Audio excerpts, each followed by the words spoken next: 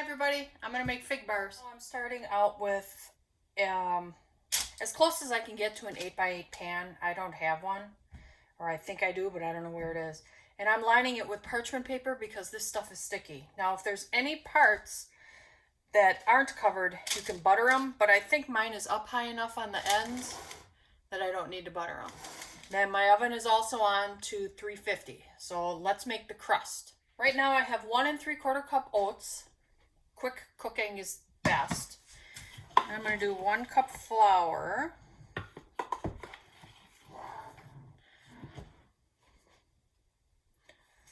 I got to get my brown sugar and baking powder. 3/4 cup brown sugar.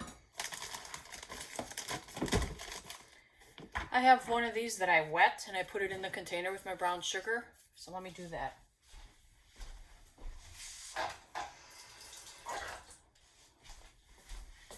So I just run it under the sink and then it keeps my brown sugar moist.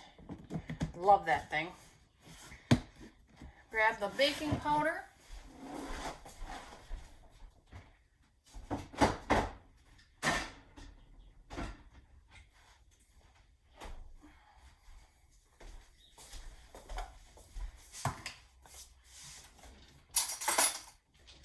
Other teaspoons are dirty, so 1/4 teaspoon baking powder.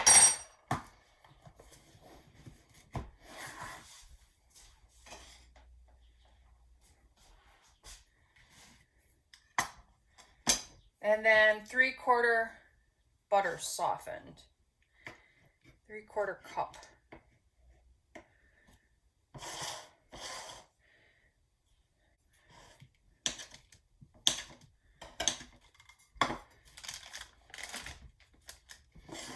And I'm just going to use my knife right away. I have a pastry cutter. Let me see if I can find that. Second that, so I really washed my hands.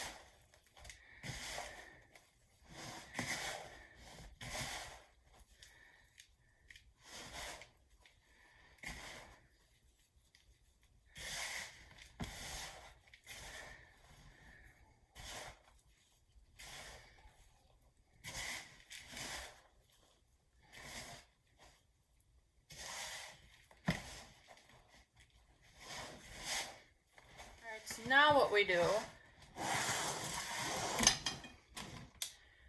only half of this goes in the bottom.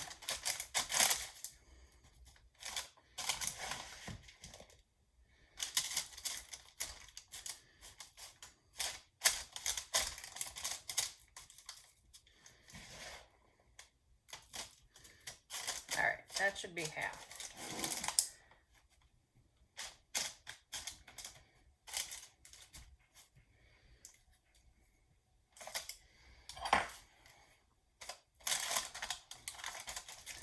I'm going to switch to a spoon so it doesn't stick so much to my fingers or my hand.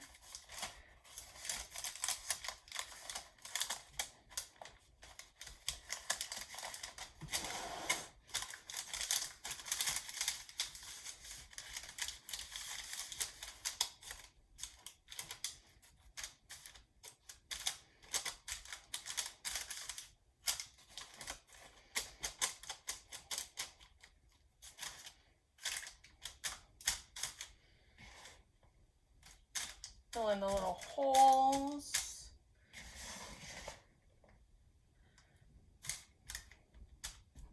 All right, that looks pretty good. Save that. I don't really want to lose anything. Okay.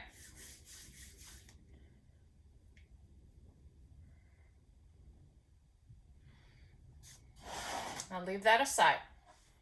All right, this should be good enough. And they're sticky. Okay, these all go in there.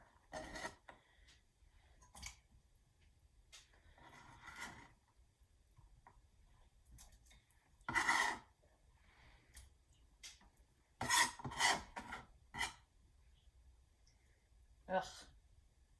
but it's good. All right. All right, 2 tablespoons of lemon juice. I like using fresh, but mine are gone. And my spoons are still dirty. So 2 tablespoons. So 1, 2. So that's lemon juice.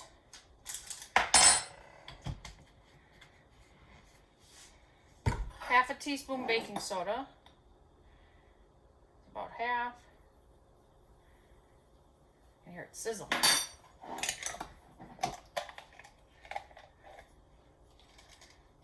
Let me dry this off. It's just lemon juice. And then 2 tablespoons brown sugar. You're kind of making like a date jam.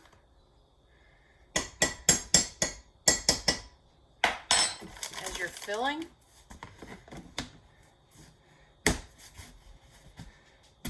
Alright. Now this goes on the stove and we like boil it a little bit and get it all combined. I'll show you.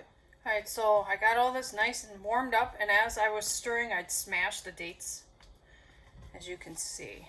Now you don't want to put this in there steaming hot. Now I gotta let this cool. But it didn't take me long, maybe 5 minutes to do this. So now let's let this cool. Okay, so it's not steaming hot anymore. Let's put this in here. Wow, not as steaming hot as it was before. Still pretty hot. That's all right. It's not right off the stove. I'm going to try and get this to the edges the best I can.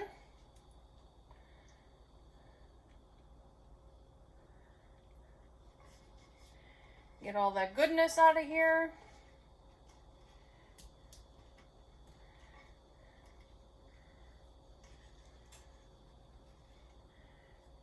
That looks good.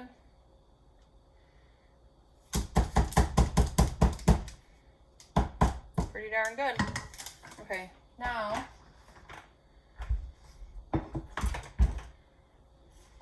want to burn that.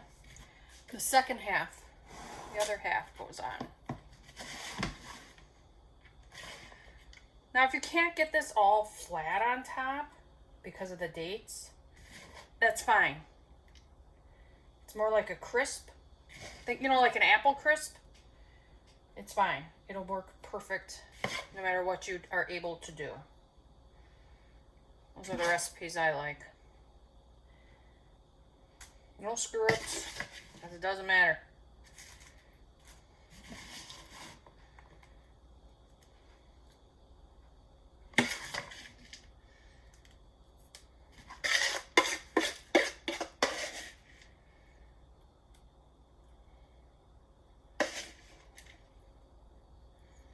Looks pretty good.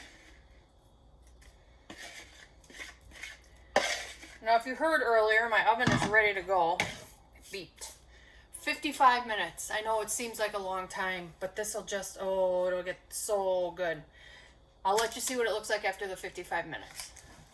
I don't know if you can hear them, but they're still sizzling a little bit. So as you can see when you take them out, they're soft. They're still soft. Don't touch them. Let them harden up. Let them completely 100% cool.